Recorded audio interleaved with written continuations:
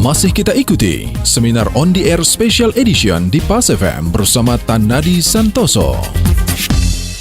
Ini adalah kesempatan yang luar biasa ya mitra bisnis. Jadi kalau kita punya problem mengenai bisnis yang berhubungan dengan tema kita, boleh di-share ya untuk ditanggapi oleh Bapak Tanadi Santoso melalui 0816924924 WhatsApp saja ya.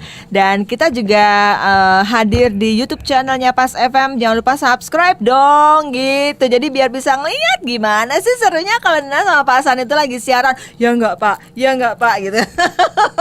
Oke, ini yang WA banyak banget. Terima kasih banyak. Yang pertama langsung ya menuju Pak Chai Hok. Pak Chai Hok nanya gini nih Pak San, apakah riset akan terus terjadi karena pandemi kelihatannya bisa berlanjut ya Pak San? Ya. Jadi jawabannya saya tidak tahu. Duh? Ya. Tapi saya punya beberapa guideline. Menurut saya riset besar tidak akan terjadi lagi. Riset itu control alternate delete ya. Control alternate delete. Riset besar tidak akan terjadi lagi. Riset kecil akan terjadi banyak.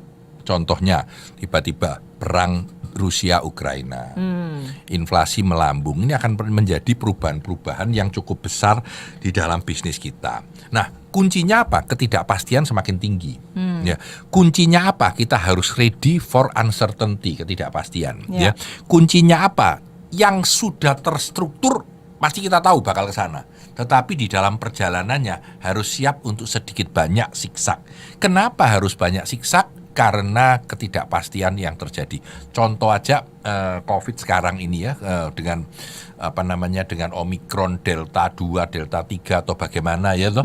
Kemarin mau pergi Jakarta apa enggak ya? Pergi apa enggak ya? Lalu bikin siaran radio enggak ya? Pergi apa tidak? Selalu akan terjadi seperti itu. Tapi kalau kita tidak mau bergerak, kita mau nunggu 100% semua jalan, ya enggak jalan-jalan gitu ya. Jadi kita harus berani nih. Berani tapi hati-hati, berani tapi hati-hati, berani tapi hati-hati ya. Optimisme tapi tidak boleh berlebihan. Ya, optimisme tapi tidak boleh berlebihan. Kita harus punya optimisme tapi tidak boleh terlalu berlebihan. Kita harus punya confident, tidak boleh terlalu over gitu. Ya, ini yang menurut saya menjadi kunci. Jadi jawaban saya adalah apakah riset akan terjadi lagi? Ya, tapi tidak sebesar yang lalu ya. Jadi risetnya akan tidak terlalu besar dan kita harus siap dengan ketidakpastian tersebut. Oke, next ya. Berikutnya dari Bapak Ahmad Rifai.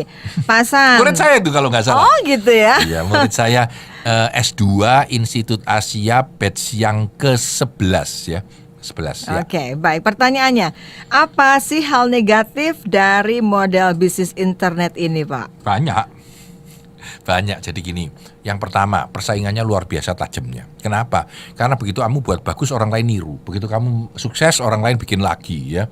Ini akan cepet banget. Kenapa cepet? Karena di medan itu semua orang melihatnya. Jadi ini yang pertama. Jadi persaingan akan luar biasa, gampang ditiru orang, semua bisa jalan. Ini yang pertama.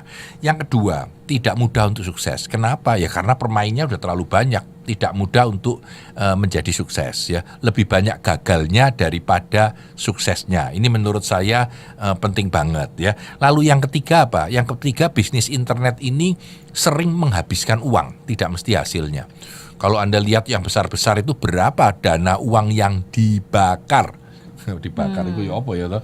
Dibakar sebelum dia turn profit ya, sebelum dia turn profit. Yang keempat, pemenang hebatnya cuma sedikit. Ya. Yahoo sekarang di mana? Hilang. Ya. Kalah sama Google. Ya toh. MySpace sekarang di mana? Hilang, diganti oleh Facebook. Padahal MySpace lebih dulu. Jadi pemenang besarnya cuma sedikit ya. Dan yang kelima, bisnis ini semua orang bisa main. Jadi tidak kamu saja yang main, sehingga ketidakpastian jadi banyak, perubahan bisa sangat cepat, pivot itu mau tidak mau harus selalu dilakukan ya. Contoh yang paling gampang, Twitter aja. Twitter itu awalnya bukan dijual untuk bisnis, dia bikin satu software, Twitter itu dipakai internal. Ternyata Twitternya yang laku, itunya yang nggak jalan gitu, sehingga perusahaan itu menutup karya utamanya memakai Twitternya. Ini contoh aja. Jadi perubahannya begitu banyak, dinamikanya begitu hebat di dalam dunia digital. Untungnya apa? Bagusnya apa? Modalnya kecil, cara mencobanya gampang, ya kan. Terus risikonya tidak besar untuk awal. Jadi dunia digital bisnis ini punya kekuatan yang sangat besar dan banyak, juga punya kelemahan yang sangat banyak. Oke, Silakan. berikutnya kita menuju Bapak Christopher. Halo Pak Christopher, terima kasih banyak. Pertanyaannya adalah, ini dia statement dulu. Saya setuju dengan mindset yang tadi Pak Tan jelaskan. Nah, tapi kenapa ya masih banyak orang yang belum mendapatkan hasilnya dengan maksimal atau bahkan nggak ada hasilnya tuh Pak San? Bagaimana Bapak melihat hal ini? Ya, itulah dunia market kita. Kalau 10 orang mencoba internet, mungkin yang berhasil cuma 1 atau 2. Ya, kalau orang-orang berpikiran positif, nggak selalu dia akan berhasil. Tapi itu menurut saya leverage kita, kemampuan kita untuk bersaing dengan orang lain. Ya, ada orang yang bilang sama saya, Pak, sekarang tuh loh Pak, susah Pak nyari orang yang kerjanya mau bagus tuh susah. Tapi justru karena mencari orang bagus itu susah, itu kekuatanmu. Kalau kamu berhasil mencari orang yang bagus, bisa kamu training, perusahaanmu akan jauh lebih maju. Karena mencari orang bagus itu susah. Oke ya, Pak, nyoba seperti tadi itu bagus Pak, tapi yang sukses sedikit. Ya enggak apa-apa, tapi yang sukses kan ada. Ya, memang selalu begitu, tapi Anda harus sadar, hukum itu berlaku untuk semua orang. Artinya, Anda tidak dirugikan dengan hukum itu. Kamu merasa susah sukses, orang lain juga susah sukses. Sehingga kalau kamu berusaha lebih, kamu akan lebih sukses daripada orang lain. Itu kira-kira penting untuk dipahami. Oke, ada pertanyaan lewat YouTube ya. Oh, ada pertanyaan di YouTube, silakan. Berapa persen? Oke, Wow. keren nih. Tunggu Berapa tanggal persen 6. laki? Oke, teman-teman, ada berapa persen luck itu mempengaruhi kesuksesan kita? Nah, ini sedikit bocoran lah ya. Memang banyak sekali orang yang hidupnya selalu hoki. Saya termasuk yang selalu hoki ya. Partner saya bisa cari duit, saya bisa relax ya. Kerjasamanya selalu bagus, tapi tidak. Ada tendensi untuk kita bisa menciptakan kondisi di mana luck atau hoki itu lebih memihak pada kita.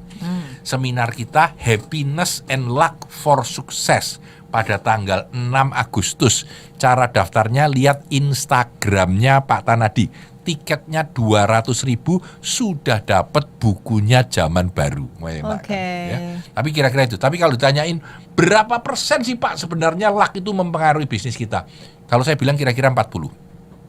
Ini angka yang random yang menurut saya dapat saya jelaskan sedikit banyak dengan cara bahwa luck itu penting. Tapi kerja keras kita, timing kita, sistem kita jauh lebih penting daripada luck itu sendiri. Jadi saya bilang 40% mempengaruhi sukses Anda. Dan luck bisa diciptakan ternyata ya? Bukan diciptakan, didesain. bisa membuat kondisi keadaan kita menjadi more lucky. Saya kasih contoh yang paling gampang aja, satu aja. Kalau kita lebih banyak bernetwork dengan orang, dengan pikiran terbuka, kita lebih lucky. Kenapa? Temennya lebih banyak, lebih dapat kesempatan lebih banyak. Jadi kita tidak bisa mendapatkan luck itu, tetapi kita bisa membuat sebuah kondisi yang membuat luck faktor kita lebih besar daripada orang lain. Oke. Banyak caranya clear ya, nanti. clear ya. Berarti ya, jadi luck itu tidak diciptakan karena luck itu gift ya. Tapi bagaimana caranya kita bisa Menciptakan mengoptimalkan. situasi yang bisa membuat luck itu lebih sering hadir dalam hidup Anda. Oke, Wow. baik. Kita sekarang menuju Pak Teddy. Ya. Karena kita bisa mendapatkan informasi sambil mengerjakan kegiatan lain, Pak San. Nah, pertanyaannya kok nggak ada hubungannya ya?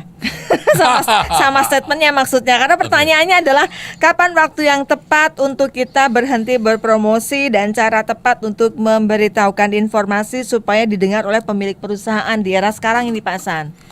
Berhenti berpromosi. Ya, kapan waktu yang tepat untuk berhenti berpromosi dan cara tepat untuk memberitahukan informasi supaya didengar pemilik perusahaan. Mungkin karena dia kan Bukan pemilik, Pak. Ya, untuk memberitahu kepada pemilik perusahaan itu gimana? Ya. Memang begini, saya cukup bisa menjawab. Jadi gini, memang cara menjawab waktu bertanya itu memang timing yang perlu tepat. Saya kasih contoh aja. Saya tanya ya, Nena. Kalau anak kecil umur 5 ya toh, minta es krim, ngelihat wajah ibunya apa enggak dulu? Ya iyalah. Nah itu, jadi nunggu sampai ibunya sering senyum, ketawa-ketawa. Mam, aku beliin es krim bapak mam sekalian, ya toh. Kalau ibunya lagi marah gini, mam belikan es krim, tak sahabat kamu gitu ya. Jadi, nah itu, kapan Anda bicara dengan bos Anda? Ketika bos Anda happy, ya toh. Kapan Anda minta cuti? Ketika bos Anda happy. Masa sudah tahu bosnya marah-marah sama orang, bos boleh enggak aku cuti? Tambah dimarahi lagi. ya kan? Jadi kita butuh untuk cari timing yang pas untuk masuk, ya, untuk bicara tentang sesuatu hal, ya. Kontekstual, situasi keadaan itu juga penting ketika kita ingin melakukan sesuatu berinteraksi dengan orang lain. Mungkin Tapi itu. masalahnya kan sekarang kan jarang ketemu bos Pak, kan semuanya work from home. Ayo, Kan tahu. ada, ya toh, bos tahu. lagi ngamuk enggak? Ya toh, bos lagi ngamuk, itu lagi gegeran, lagi bertengkar, ya toh, jangan ditelepon lah, ya toh. Atau Makanya- mungkin gaya greeting menyapanya kita akan tahu ya, selamat pagi Pak San. Nah kalau jawabannya Pak San panjang, oh lagi happy nih gitu. boleh minta, ya toh. Kalau enggak, oh enggak Pak, ini kemarin ada laporan sudah selesai ya, sudah terima kasih Pak, selesai tutup Oke. cekrek gitu. Baik. Oke, jadi nanti kita akan lanjut ya. Jadi banyak sekali memang sih problem-problem yang kemudian muncul dengan situasi seperti ini. Silakan kalau Anda ingin tanyakan, Anda boleh langsung ke 0816924924. Diingatkan kembali nanti tanggal 3 September dan 8 September Pak Hasan mau bikin seminar. Digital leadership, di mana dalam seminar itu bukan sekedar saya mengajar dengan one way cerita seperti Anda mendengarkan ini, tapi Anda akan berinteraksi memakai apa yang disebut dengan Alpha Smart. Alpha Smart itu apa? Alpha Smart itu sebuah tools yang dipakai untuk membuat kita lebih mampu berbicara dengan diri sendiri, lebih mampu refleksi, lebih mampu memahami sesuatu dengan menggunakan kartu-kartu yang bergambar. Itu disebut dengan Alpha Smart, ya. Oke. Mirip dengan apa yang dilakukan oleh Point of View di dalam coaching, maka Alpha Smart lebih dipakai untuk training. Jadi pada saat kita mengajarkan digital leadership, saya akan menggunakan Alpha Smart. Sedangkan Alpha Smartnya sendiri akan kita buat trainingnya secara terpisah 2 minggu setelah seminar digital leadership. Baik. Nanti kita lanjut lagi Pak San ya, masih punya Yes. satu sesi lagi. Silahkan yang ingin Satu bertanya. sesi terakhir nanti pada 12 menit yang terakhir. Yang ingin bertanya masih boleh di 0816924924 atau juga boleh komen di YouTube channel Pas FM ya, di @pasfmjakarta. Kita kembali setelah break.